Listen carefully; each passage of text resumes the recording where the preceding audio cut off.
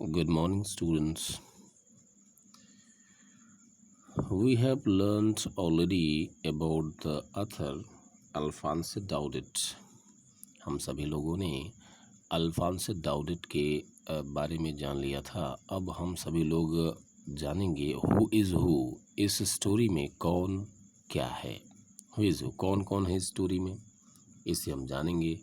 पहला जो कैरेक्टर आपकी स्टोरी में है वो है French. He is narrator of the lesson and the student in A school. और ये जो फ्रेंच है ये इस स्टोरी का, इस लेसन का नरेटर है, यानी खुद अल्फांस डाउडेट हैं। एंड स्टूडेंट इन स्कूल, और वो एक स्कूल के स्टूडेंट हैं, विद्यार्थी हैं।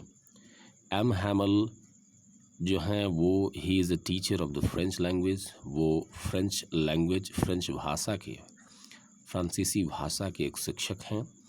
And has true patriotic feeling towards his motherland France।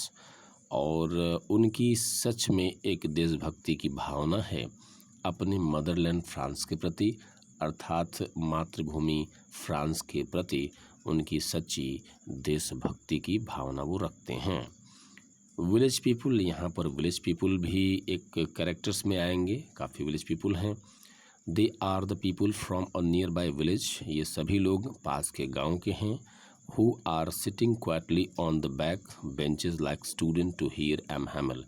और जो इस स्टोरी में who are sitting quietly, quietly means क्या होगा, क्वाइटली मीन्स क्या होगा, शांति से, sitting quietly on a bench. और वो सभी लोग sitting quietly on a bench, एक बेंच पर बैठे हैं, है ना, पीछे के बेंचेस पर बैठे हैं। लाइक स्टूडेंट की भांति, टू हियर एम हैमल जो टीचर्स हैं उनकी बातों को सुनने के लिए। दे ऑल आर सिटिंग, वे सभी लोग बैठे हैं, है ना। तो गांव के लोग हैं, आस के नज़दीक के गांव के लोग हैं जो एम हैमल की बातों को सुनने के लिए, जैसे सारे स्टूडेंट बैठे हैं वैसे ही पीछे के बेंचों पर वहाँ के गार्जियंस या विलेजर्स भी बैठे हुए हैं। इस स्टोरी में यही खास है। तो अब जान लेते हैं हम अबाउट द लेसन, जो कि काफ़ी इम्पोर्टेंट है। ऐसा होता है कि जब हम अबाउट द लेसन जान लेते हैं तो कहीं ना कहीं पूरी स्टोरी रिवॉल्व करती है, घूमती है हमारे आसपास।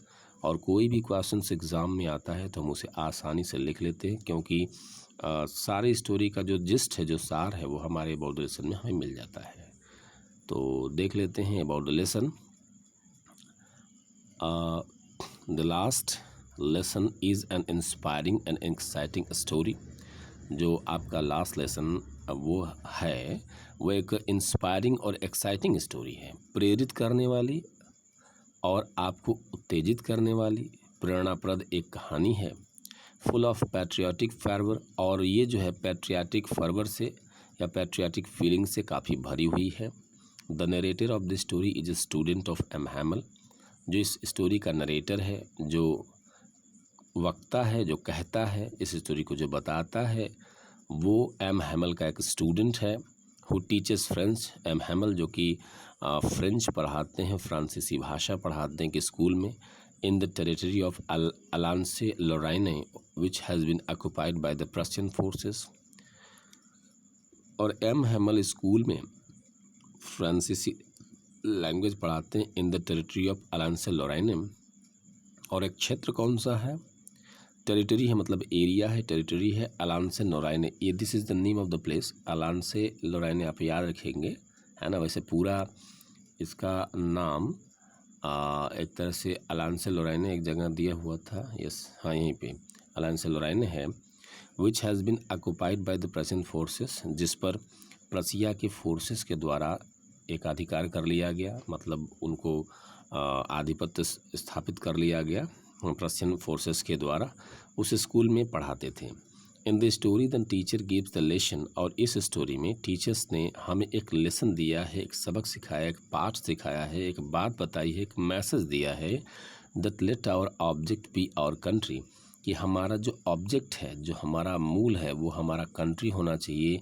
आवर होल कंट्री, हमारा पूरा देश होना चाहिए। And nothing but our country, है ना, our whole country and nothing but our country. कुल मिला जुला कर ये कह रहे हैं कि let our object be our country, our whole country, हमारा जो मूल होना चाहिए, ऑब्जेक्ट होना चाहिए, हमारा कंट्री होना चाहिए, हमारी पूरी कंट्री होना चाहिए, एंड और उसके अलावा कुछ नहीं होना चाहिए बट आवर कंट्री, बल्कि केवल हमारा देश होना चाहिए। फॉर हिम, और इसके लिए French is the most beautiful language in the world, और इसी के लिए फ्रांसीसी लैंग्वेज जो है वो पूरे संसार में, है ना, सबसे ब्यूटीफुल लैंग्वेज मानी जाती है। तो when a people are enslaved, जब लोग एंस्लेव्ड होते हैं, किसी के गुलाम होते हैं, as long as they hold fast to their language, तो सबसे पहले वो उसके लैंग्वेज के गुलाम होते हैं। As long as they hold fast to their language, तो जल्दी से जल्दी उसके लैंग्वेज को होल्ड करते हैं, पकड़ते हैं। इट इज़ एज, ये ऐसे है, एज इफ दे, ऐसे है जैसे they had the key to their prison, ऐसे जैसे कि उनके पास उनके प्रिजन की चाबी हो। So it is their moral duty, इसलिए उनका ये नैतिक कर्तव्य है, that they must guard it among them, कि वे उनके बीच में इनको गार्ड करें, इनकी देख रेख करें, एंड नेवर फॉरगेट इट, और इसको भूले नहीं, क्या, अपने लैंग्वेज को, अपने वतन को। At the very end of the lecture in the class, और लेक्चर के अंत में, क्लास के अंत में, लेक्चर के अंत में, क्लास के लेक्चर के अंत में, M Hemal right black board पर लिखते हैं, क्या लिखते हैं, वाइवे ला फ्रांसे, और इसका मतलब ये होता है कि लॉन्ग लाइफ फ्रांस, है ना, विच मीन्स, जिसका मतलब होता है कि लॉन्ग लाइफ फ्रांस, कि फ्रांस जो है दीर्घायु हो, लंबे समय तक जीवित रहे, यहाँ के कल्चर, यहाँ की परंपरा, यहाँ सारी चीज़ें जीवित रहें, ऐसा लास्ट में वो लिखते हैं। तो ये आपको जानने योग्य है कि क्वेश्चंस में आ सकता है कि वाइवा ला फ्रांसे का क्या मतलब है, तो आप लिख सकते हैं कि लॉन्ग लाइफ फ्रांस लिख सकते हैं, या लास्ट में एम हेमल ने अपने ब्लैक बोर्ड पर क्या लिखा था, तो आपको लिखना होगा आंसर कि वाइवा ला फ्रांसे, ये लास्ट उनका वर्ड था, हाँ, जो कि वो वहाँ से जा रहे थे। तो this is about the last lesson, about the lesson, and next video में हम सभी लोग उसका, इस चैप्टर का लाइन बाय लाइन जो है हम एक्सप्लेनेशन देखेंगे, और जो भी इसमें कुछ इस तरह का होगा तो आप हमें बताएंगे और हम इसको और भी क्लैरिफाई करेंगे। Thank you very much.